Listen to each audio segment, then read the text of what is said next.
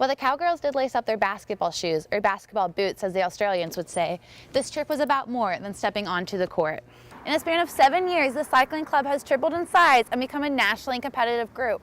Now, whether you want to ride competitively or just with a group of friends, all you need is a bike and a helmet, and you're ready to join. For Orange Nation Sports, I'm Anna Layton. On Sunday, the Cowboys will get their first chance to compete in front of the rowdy OSU crowd. But this will be the only chance the team gets to delight the home crowd until January. 11 days, 3 cities, 4 games.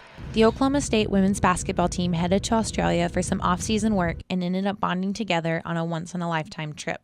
The Cowgirls played 2 games in Melbourne, 1 game in Cairns, and 1 game in Sydney. They won 3 of the 4 games, but fell short to former OSU player Tegan Cunningham and her team, the Waverly Falcons. Tegan was an all-conference player here, and she's very seasoned and very experienced, and she kind of gave us a lesson in the second half. There's a lot of room for improvement in our play. We had only practiced 7 days, but there were a lot of bright spots, and I could see the opportunity for this team to be very good this year. Kaylee Jensen led the way for the Cowgirls, having the highest average points per game at 21.3 and highest average of rebounds per game at 12.7. Lauren Goodwin made her debut as a Cowgirl since transferring from the University of Texas San Antonio and proved to be an asset to the team. She had the highest average assists per game at 4.7. Jaden Hobbs appeared in her first game since suffering a knee injury in OSU's exhibition contest on October 30th last year.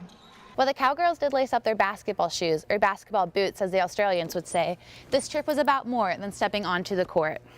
In Melbourne, the Cowgirls volunteered at Helping Hoops Youth Clinic, an organization that gets together every Thursday to teach values and positivity to underprivileged kids through basketball. The Cowgirls ran drills with the kids and got the chance to learn more about them. It was something Carly Wheeler enjoyed doing.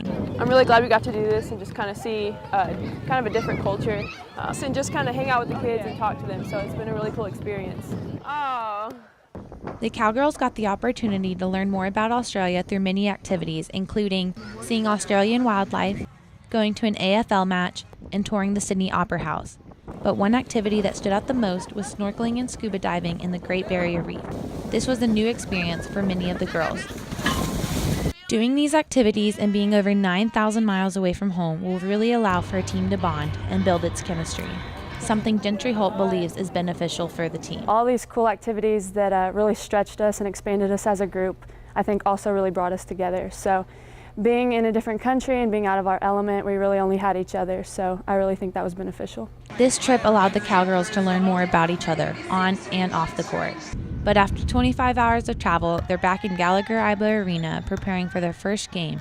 That's on October 29th against East Central University. For the Poke Report, I'm Anna Layton.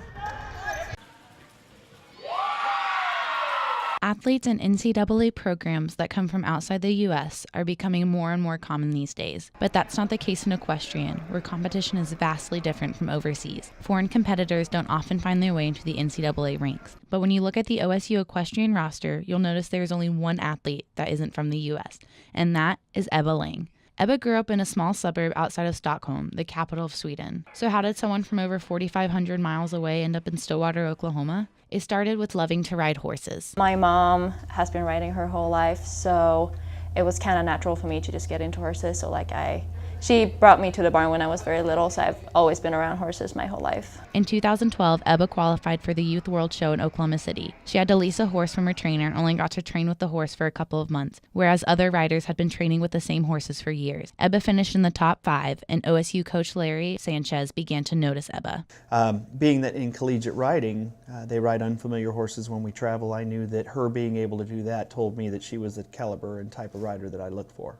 Growing up in Sweden, Ebba was around English events such as dressage and jumping. But when she came to the States for training and for college, she started riding in the more prominent Western events, such as reining. Ebba was nervous that she wouldn't be good enough when she came to OSU, but over the past 3 years, she has proven to be an asset. She has acquired many honors and was voted to be one of the team captains for this season. I am very happy and very thankful that Larry gave me the chance to come here. It's an experience that is I couldn't do anything like this at home. So it's really an honor, and I'm so thankful that I got the opportunity to do this. It was very unusual for Ebba to come to the U.S. for equestrian. The style of riding is different, and she had to adapt to a new culture. But her short time at OSU has already left an impact. Girls like Ebba don't come along but every once in a while, and so when she leaves, she's going to leave pretty big shoes to fill. Ebba's time at OSU has paved the way for other European riders to join the team and shown them there is an avenue to come to the U.S., but Ebba will always be known as the first at Oklahoma State. For the Poke Report, I'm Anna Layton. For many students, riding a bike is used for transportation, but for the OSU Cycling Club, it's a lifestyle.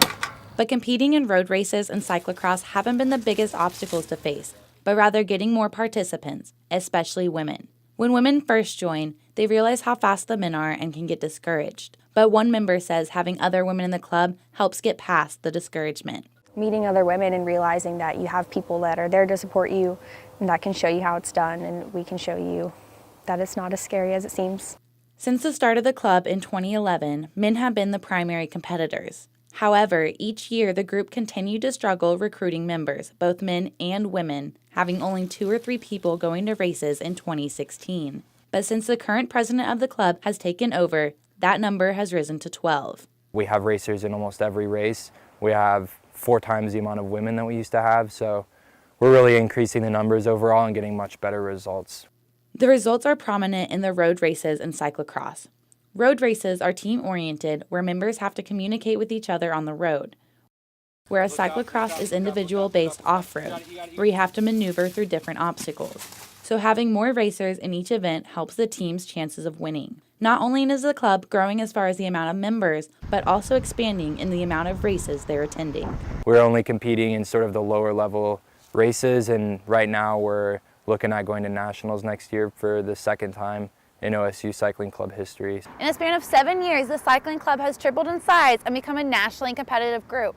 Now, whether you want to ride competitively or just with a group of friends, all you need is a bike and a helmet, and you're ready to join. For Orange Nation Sports, I'm Anna Layton.